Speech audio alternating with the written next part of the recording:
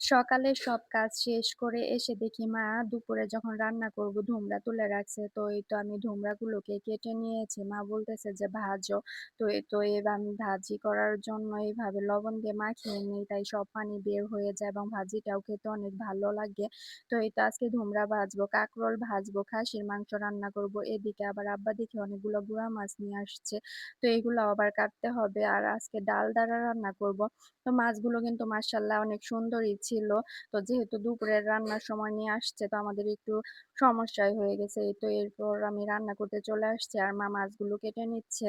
তো আমি খাসির মাংস সবসময় এভাবে ভাপিয়ে নিই। এভাবে ভাপিয়ে রান্না করলে কোনো গন্ধ আসে না। তো রান্না করতে এসে দেখি আবার আদা রসুনের পেস্টও নেই। তো কি আর করার, এই তো আমি তাড়াহুড়া করে আদা রসুনগুলো ব্লেন্ডার করে নিয়ে আসছি। তো এদিকে আবার খাসির মাংস ভাপানো শেষ। এই তো ঝরান দিয়ে নিলাম। এখন আমি ধুমরাগুলোকে ভেজে নেব। আমি ধুমরা সবসময় কাঁচামরিচ, পেঁয়াজ দিয়ে ভাজি। এভাবে ভাজলে অনেক ভালো লাগে। তো এই তো এদিকে আবার মা মাছগুলোকেও কেটে নিচ্ছে আর আমি ২ চুলায় রান্না করে নিচ্ছি। ধুমরা ভাজিটা হয়ে গিয়েছে। এখন আমি কাঁকরোল ভাজিটাও বসিয়ে দিয়েছি। কোনো ভাজিতেই আমার অতিরিক্ত মসলা ব্যবহার করলে ভালো লাগে না। এভাবে সাদা-সিধা ভাজি করলে অনেক ভালো লাগে। তো এই তো আমি আরেক চুলায় কাঁকরোল ভাজি দিয়ে ডাল দাঁড়া দিয়ে কাঁঠাল বিচি দিয়ে রান্না করব। তো ওইটাও বসিয়ে দিলাম। যেহেতু ২ চুলায় রান্না করি বেশি একটা সময় লাগে না আমার। এই তো আমার কাঁকরোল ভাজিটা হয়ে গিয়েছে। এখন আমি খাসির মাংসটা বসিয়ে দিচ্ছি। তো এখানে আদা রসুনের পেস্ট দিয়ে খুব ভালো করে কষিয়ে নিচ্ছি। তো এই তো খাসির মাংসটা অবশ্যই ভাপিয়ে রান্না করবেন, তাহলে কোনো স্মেল আসবে না। আগে তো আমি খাসির মাংস খেতেই পারতাম না, কিন্তু এখন আল্লাহর রহমতে খেতে পারি। তো এটা অবশ্যই এই কষানোর মধ্যে সামান্য একটু তেঁতুলও দিয়ে দিবেন। তেঁতুল দিয়ে খুব ভালো করে কষাবেন।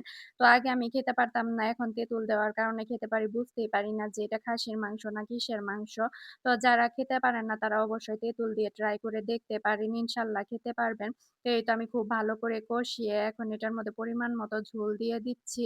তো পরিমাণ মতো ঝোল দিয়ে এখন এটাকে ঢেকে দেব এবং একদম ঝোলটা গাঢ় হয়ে আসলে নামিয়ে নেব। তো এই তো আমার খাসির মাংসটাও রেডি। যারা খাসির মাংস খেতে পারেন না তারা অবশ্যই একবার হলেও তেঁতুল দিয়ে ট্রাই করে দেখবেন। ইনশাআল্লাহ খেতে পারবেন। আমিও আগে খেতে পারতাম না। তো এই তো রান্না-বান্না কমপ্লিট করে ঘরে এসে দেখি মা আবার এদিকে তাল চালতেছে। তো এই তালগুলা আমার ননদের বাসা থেকে পাঠিয়ে দিয়েছে আমাদের জন্য।